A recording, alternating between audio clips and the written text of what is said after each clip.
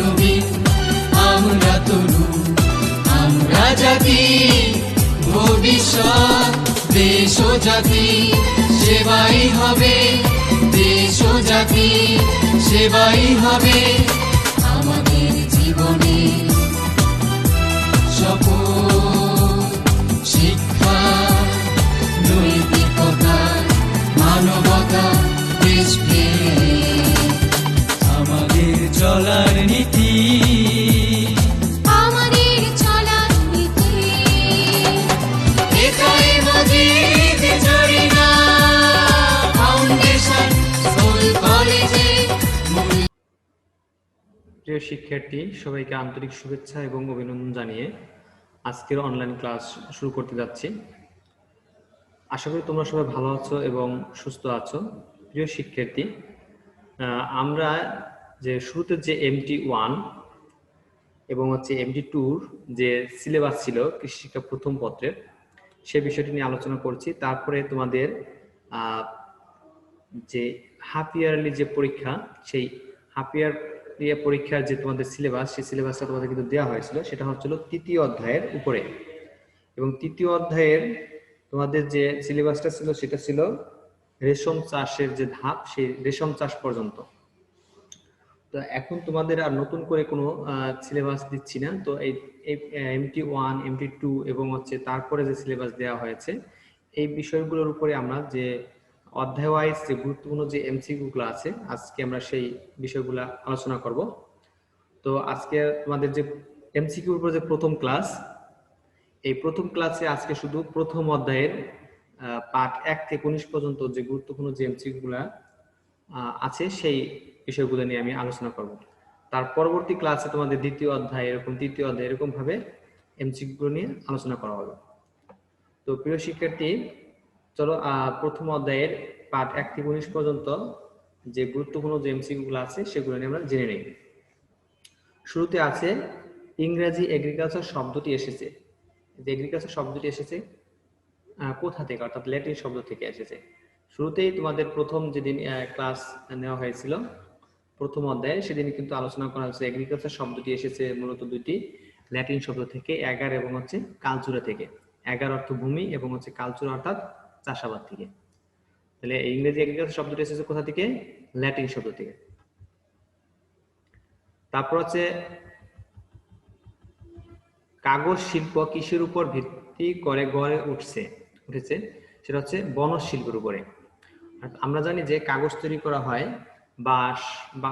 বাঁশ থেকে, অথবা তোমার নল খাগড়া থেকে, আখের সুবরা, এগুলো থেকে, বাঁশের পাতা, এগুলো থেকে কিন্তু মূলত কাগজ তৈরি করা হয়। আর সবই হচ্ছে কি বনজ শিল্প। এই জন্য কাগজ শিল্প মূলত বনজ শিল্পের উপর ভিত্তি করে গড়ে উঠেছে। তারপর প্রাণীজ আমিষের প্রায় কত ভাগ আসে মাছ থেকে? অ্যান্সার হবে 60%। আমরা জানি যে মানুষ বেঁচে থাকার জন্য আমিষের দরকার হয়, স্নেহের দরকার হয়, ভিটামিনের দরকার হয়। তো এই যে আমিষ, এই আমিষের 100-র ভিতরে আমরা কত 60% পেয়ে থাকি মাছ থেকে।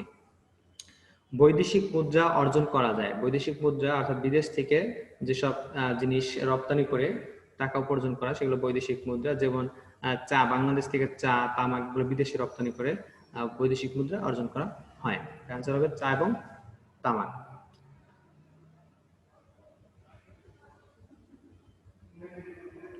তারপরে যে এমসিকিউটা রয়েছে সেটা হচ্ছে বাংলাদেশের প্রধান খাদ্যশস্য কোনটি? বাংলাদেশের প্রধান খাদ্যশস্য হচ্ছে ধান, এবং যদি আসে বাংলাদেশের দ্বিতীয় প্রধান খাদ্যশস্য কোনটি, সেটা হবে তাহলে ভুট্টা। ভুট্টা না, সেটা হবে গম। তৃতীয় হচ্ছে ভুট্টা। তাহলে প্রথমে হচ্ছে ধান, দ্বিতীয় হচ্ছে গম, তৃতীয় হচ্ছে ভুট্টা। তারপরে যে এমসিকিউটা রয়েছে সেটা হচ্ছে মাঠ ফসলের অন্তর্ভুক্ত ফসল হলো। আমরা যদি মাঠ ফসল হচ্ছে ওই ধরনের ফসল যে ফসলগুলা বিস্তীর্ণ এলাকায় চাষাবাদ করা হয়, যেগুলা একসাথে পাকবে এবং একসাথে কাটা হবে, এবং যেগুলার নিবিড় যত্ন নিতে হয় না। যেমন ফল গাছ যে নিবিড় যত্ন নিতে হয়, এরকম যত্ন নিতে হয় না। তাহলে অ্যান্সার হবে কত? 2 এবং 3 রোমান সংখ্যার, অর্থাৎ পাট এবং গম এইটা, এবং ধান এবং ডাল এটা। আলু কিন্তু হচ্ছে উদ্যান ফসল, কারণ আলু হচ্ছে সবজি। আমরা যে উদ্যান ফসলের যে ক্লাসিফিকেশন পড়েছিলাম, সেখানে ছিল উদ্যান ফসলের ভিতরে ছিল ফুল জাতীয়, ফল জাতীয়, শাকসবজি এবং কি মশলা জাতীয়। তাহলে আলু হচ্ছে আমরা সবজি হিসেবে ব্যবহার করি, সেটা হবে তাহলে উদ্যান ফসল। উদ্যান ফসল উদাহরণ কোনটি? উদ্যান ফসল উদাহরণ হচ্ছে 1 এবং 3, অর্থাৎ আলু, পটল, বেগুন এগুলো, এবং হচ্ছে কি পেঁয়াজ, রসুন এবং আদা এটা। কিন্তু এখানে ছোলা, ধান, পাট এগুলো হচ্ছে, এই ধান, পাট এগুলো হচ্ছে কি ফসল? মাঠ ফসল। ছোলা হচ্ছে মাঠ ফসল। ছোলা অনেক সময় ডাল হিসেবে ব্যবহার করা হয় থাকে, তখন কিন্তু এটা হবে মাঠ ফসল, এই উদ্যান ফসল হবে তখন। আচ্ছা, তারপর আছে উদ্যান ফসল কোনটি? উদ্যান ফসল হচ্ছে আম। উদ্যান ফসলের যে ক্লাসিফিকেশন আমি শুরুতেই বলছি একটু আগে, সেটা হচ্ছে উদ্যান ফসলের ভিতর ফুল, ফল, শাকসবজি, মশলা, তাহলে ফল আম, তাহলে এটা উদ্যান ফসল। তারপর আছে বাংলাদেশের কোন জেলায় সর্বপ্রথম বন সম্প্রসারণ কেন্দ্র স্থাপিত হয়? এটা হচ্ছে কুমিল্লা জেলায়। তারপর আছে বাংলাদেশের সবচেয়ে বড় প্রাকৃতিক বনভূমি কোনটি? এটা হচ্ছে ম্যানগ্রোভ বন। ম্যানগ্রোভ বন হচ্ছে উপকূলীয় অঞ্চলের কাছে যে বন, সেটা হচ্ছে ম্যানগ্রোভ বন। তার সুন্দরবন হচ্ছে ম্যানগ্রোভ বন। উদ্যান ফসলের বৈশিষ্ট্য হলো, উদ্যান ফসল দেখো, গাছ থেকে একাধিকবার ফসল পাওয়া যায়, ঠিক আছে, আম গাছ থেকে অনেকবার অনেক বছর পর্যন্ত ফসল পাওয়া যায়, বিভিন্ন সময় ফসল সংগ্রহ করা হয়। হ্যাঁ, যখন আম পাকে তখন পাকা আমগুলো সংরক্ষণ করা হয়, কাঁচা আমগুলো কিন্তু গাছে থেকে যায়। এরকম ভাবে বিভিন্ন সময় ফসল সংগ্রহ করা হয়। সমষ্টিগত ভাবে যত্ন নিতে হয় না, এটা তথ্যটা সঠিক নয়। তাহলে আনসার হবে 1 এবং হচ্ছে 2। তারপর একটা উদ্দীপক রয়েছে, দেখো, জনাব জব্বার একজন সবজি চাষী। তিনি তার বাড়ির পাশের জমিতে প্রতি বছর ফুলকপি, পালং শাক ও টমেটোর চাষ করেন। এতে তিনি অন্যান্য ফসলের তুলনায় লাভবান হন।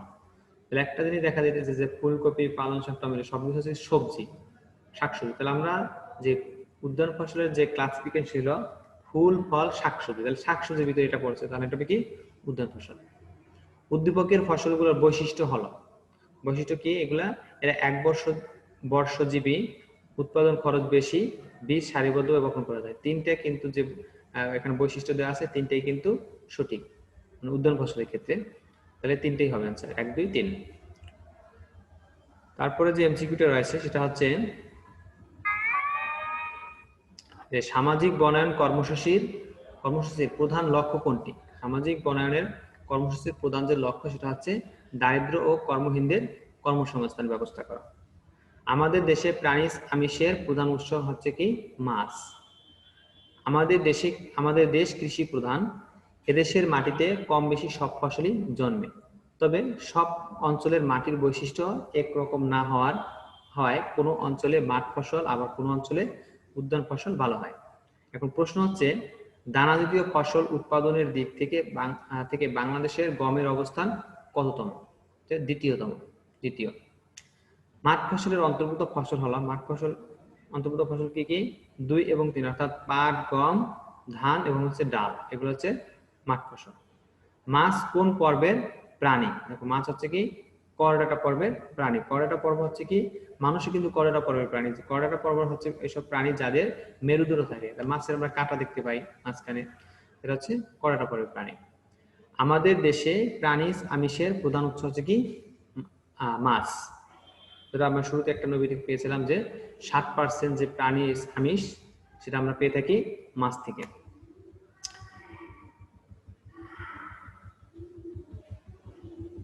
তারপরে আমরা যে বিষয়টা পড়েছিলাম যে কৃষি যে তথ্য এবং সেবা প্রাপ্তির যে উৎস, সেই উৎসের উপরে এখানে কিছু নথিভুক্ত করা হয়েছে। দেখো, বাংলাদেশের কৃষি গবেষণা কাউন্সিলের সংক্ষিপ্ত নাম হচ্ছে কি? BARC, অর্থাৎ Bangladesh agriculture research council. Bangladesh agriculture research council. দেখো, তারপর হচ্ছে বাংলাদেশ কৃষি গবেষণা ইনস্টিটিউটে গবেষণা করা হয় 1 এবং 3, অর্থাৎ ধান নিয়ে এবং হচ্ছে কি তেল বীজ নিয়ে গবেষণা করা হয়। তারপর হচ্ছে কত সালে বাংলাদেশ ধান গবেষণা ইনস্টিটিউট প্রতিষ্ঠিত হয়? এটা হচ্ছে 1970 সালে। তারপর হচ্ছে BADC আমদানি ও রপ্তানি করে আমদানি রপ্তানি কি করে? ইউরিয়া সার এবং হচ্ছে কি তেলবীজ নিয়ে। A2I প্রকল্প সেবা কিসের মাধ্যমে দেওয়া হচ্ছে? এটা হচ্ছে ইন্টারনেটের মাধ্যমে। তারপর হচ্ছে A2 হচ্ছে এগ্রিকালচার অ্যান্ড ইনফরমেশন। তারপর হচ্ছে DAE, department of agriculture extension, এর আঞ্চলিক পর্যায়ে অফিস প্রধান কে? AD। তারপর হচ্ছে কৃষক সভার উদ্দেশ্য হলো কৃষকদের কি? কৃষকদের হচ্ছে নতুন প্রযুক্তি, কৃষি প্রযুক্তি সম্পর্কে অবহিত করা, দ্রুত কৃষি সমস্যার সমাধান করা, নাকি শস্য বীজ বিতরণ করা? দুইটা হবে। তাহলে নতুন কৃষি বীজ, কৃষি প্রযুক্তি সম্পর্কে অবহিত করা এবং দ্রুত কৃষি সমস্যার সমাধান দেয়া।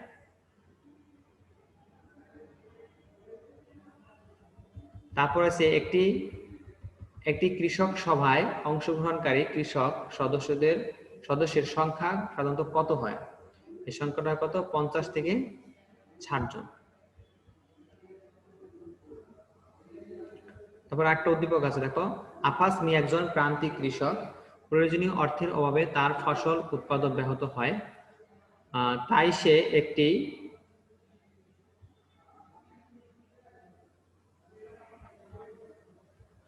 একটি এনজিও থেকে ঋণ নেয় যেটি 1972 সালে প্রতিষ্ঠিত হয়।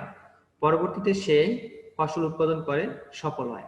এখন প্রশ্ন হচ্ছে, আফাস মিয়া কোন প্রতিষ্ঠান থেকে ঋণ গ্রহণ করে? ব্র্যাক। কারণ আমরা জানি যে ব্র্যাক প্রতিষ্ঠিত হয়েছে 1972 সালে।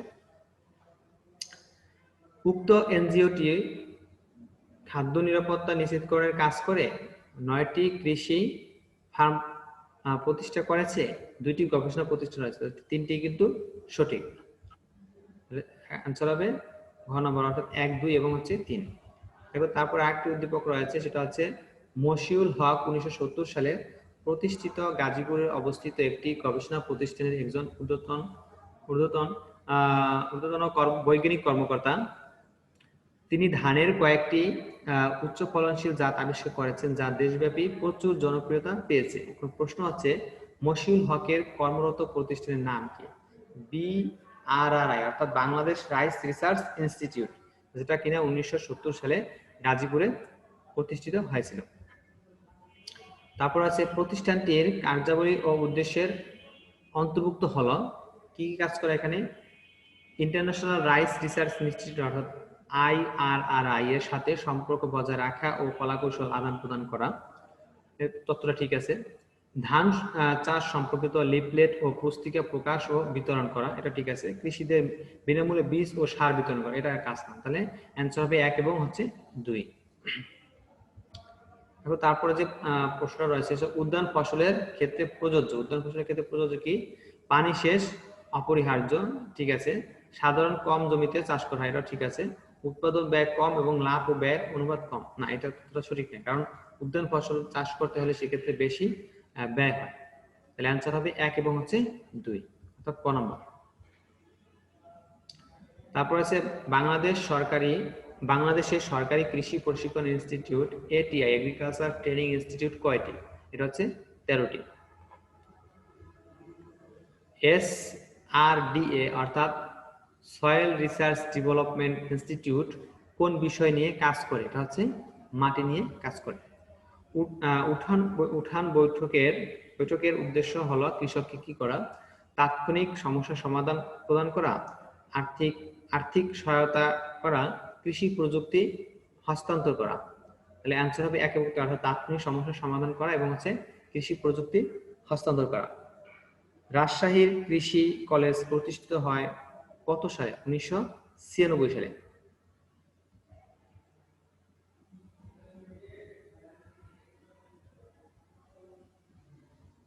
তারপর আছে সরকারি কৃষি তথ্য ও সেবা প্রাপ্তির উৎস হলো কৃষি তথ্য সার্ভিস, কৃষি সম্প্রসারণ অফিস এবং কৃষি গবেষণা প্রতিষ্ঠান। 3টেই কিন্তু সরকারি কৃষি এবং তথ্য সেবা প্রাপ্তির উৎস। তাহলে অ্যান্সার হবে ঘ, অর্থাৎ 1, 2, 3।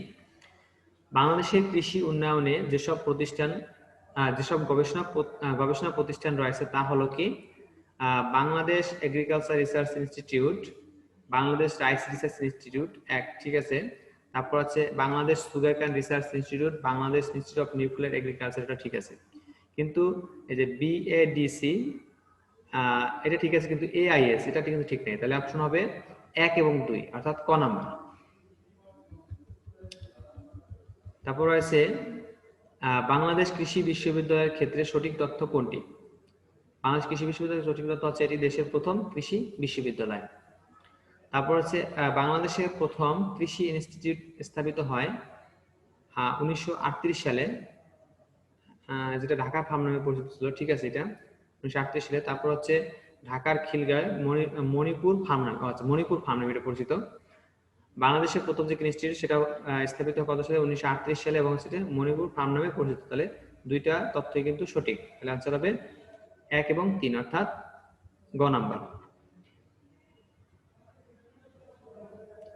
তারপরে যে প্রশ্নটা রয়েছে যেটা বর্তমানে কৃষি বিশ্ববিদ্যালয়ে পরিণত হয়েছে, হাজী দানেশ কৃষি কলেজ, এটা ঠিক আছে, বগুড়া কৃষি কলেজ, পটুয়াখালী কৃষি কলেজ, হ্যাঁ ঠিক আছে।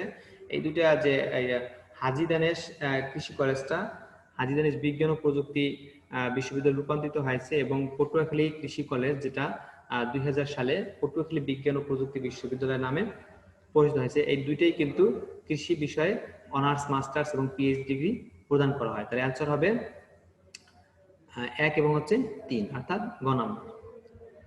তারপরে যে তথ্যটি রয়েছে, প্রশ্নটি রয়েছে সেটা হচ্ছে বাংলাদেশ কৃষি বিশ্ববিদ্যালয়ের অনুষদগুলো হলো কৃষি প্রকৌশল ও কারিগরি অনুষদ, ঠিক আছে, এটা রয়েছে। মৎস্য ও জীববিজ্ঞান অনুষদ, এটা নেই। কৃষি অর্থনীতি ও গ্রামীণ সমাজ বিজ্ঞান অনুষদ। তাহলে অ্যান্সার হবে 1 এবং হচ্ছে 3, অর্থাৎ গ নাম্বার। তারপরে যে প্রশ্নটি রয়েছে সেটা হচ্ছে বাংলাদেশ কৃষি গবেষণা প্রতিষ্ঠান কত সালে প্রতিষ্ঠিত হয়? এটা হচ্ছে 1976 সালে। তারপর যে একটা উদ্দীপক রয়েছে, এটা বাংলাদেশের কৃষি গবেষণা প্রতিষ্ঠানগুলোর মধ্যে সমন্বয় সাধনের জন্য 1973 সালে একটি প্রতিষ্ঠান প্রতিষ্ঠিত হয়। এই প্রতিষ্ঠানের বিশেষ কিছু কার্যক্রম রয়েছে। উদ্দীপকে কোন কৃষি গবেষণা প্রতিষ্ঠানের কথা বলা হয়েছে? এটা হচ্ছে বাংলাদেশ এগ্রিকালচার রিসার্চ ইনস্টিটিউট, অর্থাৎ বাড়ির কথা বলা হয়েছে। অ্যান্সার হবে ক। তারপরে যে প্রশ্নটি রয়েছে সেটা হচ্ছে উক্ত প্রতিষ্ঠানের কার্যক্রমের মধ্যে রয়েছে কৃষি গবেষণা পরিকল্পনা প্রণয়ন, ফসলের বিভিন্ন জাত উদ্ভাবন, কৃষি বিষয়ক পরামর্শ প্রদান করা। তাহলে অ্যান্সার হবে 1 এবং হচ্ছে 3, অর্থাৎ কৃষি গবেষণার পরিকল্পনা প্রণয়ন করা এবং হচ্ছে কৃষি বিষয়ক সমস্যার সমাধান করা, অর্থাৎ গ নাম্বার অ্যান্সার। নিচের কোনটি কৃষি সম্প্রসারণ অধিদপ্তরের ওয়েবসাইট, অর্থাৎ www.dae.gov.bd, অর্থাৎ www.department.of.agriculture.extension.gov.bd, এটা খ নাম্বার। শেষে যে প্রশ্নটি রয়েছে সেটা হচ্ছে ঢাকা শহরে কোন কৃষি বিশ্ববিদ্যালয় অবস্থিত, অর্থাৎ শেকৃবি, অর্থাৎ শেরেবাংলা কৃষি বিশ্ববিদ্যালয়। তো প্রিয় শিক্ষার্থী, তোমাদের প্রথম অধ্যায়ের যে পরিচিত পাঠ ছিল 1 থেকে 19 পর্যন্ত, সেই পাঠের যে গুরুত্বপূর্ণ যে এমসিকিউ গুলো আজকে আমরা সেই এমসিকিউ গুলো নিয়ে আলোচনা করলাম। আশা করি তোমরা এগুলো মনোযোগ সহকারে এগুলো বাসায় আবার প্র্যাকটিস করবে এবং শুনবে। তাহলে এখান থেকে কিন্তু তোমাদের ম্যাক্সিমাম মানে পরীক্ষা হবে সেখান থেকে কিন্তু এখান থেকে এমসিকিউ আসার সম্ভাবনা রয়েছে। তো প্রিয় শিক্ষার্থী, সবাইকে আন্তরিক শুভেচ্ছা এবং অভিনন্দন জানিয়ে আজকের অনলাইন ক্লাস এখানেই শেষ করছি। ধন্যবাদ সবাইকে।